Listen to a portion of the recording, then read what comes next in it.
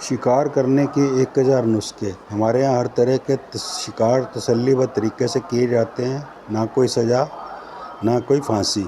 आप भी खुश, हम भी खुश और मरने वाला राजी। सेवा के लिए संपर्क करें 100 फ़ोन नंबर। शिल्पा ने एक नज़र अपने हाथ में पड़ी मुड़ी अखबार में नज़र आते विज्ञापन पर डाली और तेज़ कदमों से एक पीसीओ केबिन में घुस गई। उसके पीछे पीछे उसकी 35 वर्षीय माँ अंजू चड्ढा भी केबिन में घुसी। फिर माँ ने पीसीओ का दरवाज़ा भीतर से बंद कर लिया और शीशे से बाहर देखने लगी कि कहीं उन दोनों को कोई देख तो नहीं रहा। इसी दौरान शिल्पा लगभग रोते हुए विज्ञापन में दिया मोबाइल नंबर डायल करने लगी। शिल्पा तकरीबन 14 साल की अविकसित कली थी, जिसके गालों पर जमे आंसू साफ कह रहे थे कि उसके साथ कोई दुर्घटना हो चुकी है। फिर अंजू चड्ढा भी शिल्पा के साथ आ खड़ी हुई। दोनों के चेहरों पर 12 बजे थे और आंसू लगभग सूख कर पपड़ी बनकर गालों पर जम चुके थे। साफ लग रहा था कि दोनों माँ बेटी पिछली रात जी भरकर रोती रही, अपने किसी दुख का मातम मनाती रही। हेलो, उधर से लाइन मिलने पर शिल्पा अपनी रुलाई पर काबू पाती बोली, ये विज्ञापन आप ही की फर्म का है सर? जी, उधर से सर्द स्वर में कहा गया। आप कत्ल करने की दुकान चलाते हैं? चलाते तो हैं, आप कहिए। प्रॉब्लम एक दरिंदा है जिसने माँ बेटी को बर्बाद कर दिया, हमें एक दूसरे से नज़रें मिलाने लायक ही नहीं छोड़ा। मैं समझा नहीं, ज़रा खुलकर कहिए, उधर से कोई सतर्क स्वर में बोला। सर, एक शिल्पा सुबकती चली गई। इससे ज़्यादा खुलकर क्या बताऊं कि उस दरिंदे ने हम दोनों माँ बेटी की इज्जत एक ही रात में उतार कर रख दी, लूट ली। व्हाट? उधर से मर्डर एक्सपर्ट चौंका। बिग बॉस था वो।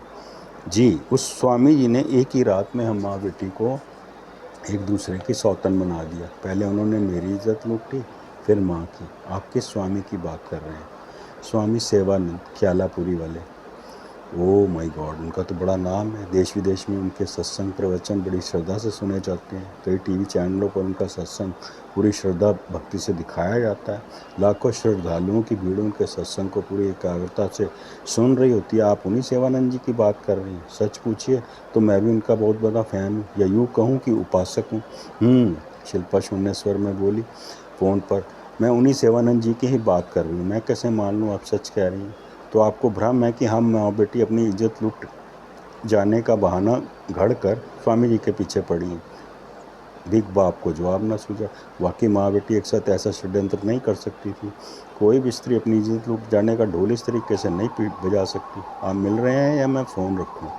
हैं कहाँ आप लोग? कपड़े कौन से पहन रखे हैं आपने? नई दिल्ली स्टेशन पर मैंने लाल रंग का पंजाबी सूट पहन रखा है और माँ ने फिरोजी रंग की साड़ी। ठीक है, आप स्टेशन के सामने मोहन जी रेस्टोरेंट में मेरा इंतज़ार कीजिए, मैं वहीं पहुँचता हूँ। आपको खौफ नहीं कि कहीं हम माँ बेटी कोई खेल ना खेल रही हूँ, आपको फंसाने का कोई उपक्रम ना कर रही हूँ? कालिया से खौफ दुनिया खाती है, कालिया किसी से नहीं। अपना संक्षिप्त परिचय देते मर्डर एक्सपर्ट ने संबंध विच्छेद कर दिया। कालिया अपनी माँ अंजू चड्ढा के साथ पीसीओ से बाहर निकली और फ़ोन की पेमेंट करती मोहन जी रेस्टोरेंट जा पहुंची। मोहन जी रेस्टोरेंट जाना माना रेस्टोरेंट था, अतः वो दोनों भीतर एक टेबल पर बैठ गई। आधे घंटे बाद उन्हें रेस्टोरेंट में एक सभ्य शालीन युवक घुसता नजर आया, जिसने हाफ स्लीव का मलमल का कुर्ता और जीन्स पहन रखी थी। युवक सीधा उनकी टेबल की तरफ बढ़ा और एक कुर्सी पर बैठता बोला, आप ही शायद शिल्पा अंजू हैं? अरे आप! शिल्पा अभी कुछ और कहती कि कालिया। सिर्फ क्या है कालिया? क्लाइंट लोग मुझे सिर्फ इसी शब्द से ही जानते हैं। कालिया शिल्पा के शब्द काटता बोला, चलिए बताइए हुआ क्या था? हुआ यह कि अखबार में हमने पढ़ा कि स्वामी सेवानंद जी 3 दिनों के लिए नाम दीक्षा सम्मेलन कर रहे हैं। जो भी नर नारी स्वामी जी को अपना गुरु माँ नाम दीक्षा लेना चाहता है वो आश्रम पहुंच जाए। तो हम माँ बेटी मुंबई से राजधानी एक्सप्रेस पकड़ती दिल्ली पहुंची और फिर दिल्ली स्थित उनके सेवा आश्रम जो राजनगर में है। जी। इसी दौरान ही वेटर उनकी टेबल पर चाय सैंडविच रख गया।